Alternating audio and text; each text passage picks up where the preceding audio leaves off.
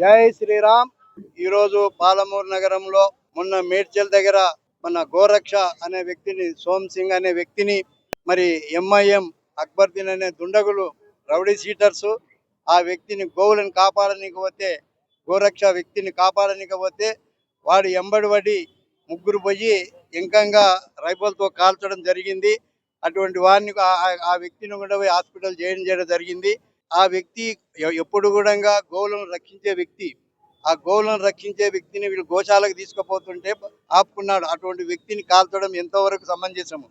నేను ప్రభుత్వాన్ని కోరడం ఏంటంటే, ప్రభుత్వంలో ఒక చట్టం ఉంది.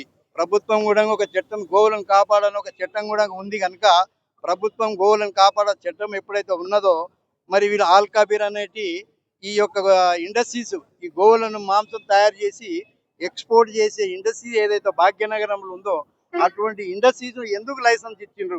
ఆ లైసెన్స్ రద్దు చేసి ఇమ్మీడియట్ గా ఆ ఇండస్ట్రీస్ ను కొలాబ్ చేస్తే ఈ గోవులు కూడా కాపాడబడతాయి కనుక అటువంటి ఇండస్ట్రీస్ కూడా బంద్ చేయాలని చెప్పి ప్రభుత్వాన్ని మేము కోరుతా ఉన్నాం. మరి అదే విధంగా మరి 2 నెలల కింద కూడా మా విశ్వ హిందూ పరిషత్ కార్యకర్తను కూడా వాడిని కూడా కొట్టడం జరిగింది, కాల్చడం జరిగింది. మొన్న కూడా ఈ రకంగా చాలా ఉన్నాయి చెప్పాలంటే.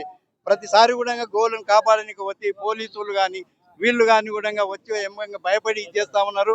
ఆ రకంగా కాకుండా ప్రభుత్వానికి మేము కోరడం ఏంటంటే, ఇప్పుడు ప్రభుత్వం కూడా గో సంరక్షణ ఏదైతే ఉందో, ప్రభుత్వం కూడా గోశాలలు కట్టియాలనే ఆలోచన ప్రభుత్వానికి ఉంది కనుక ఈ ఆలోచనతోనే ఆ ఇండస్ట్రీస్నే పనిచేయాలి.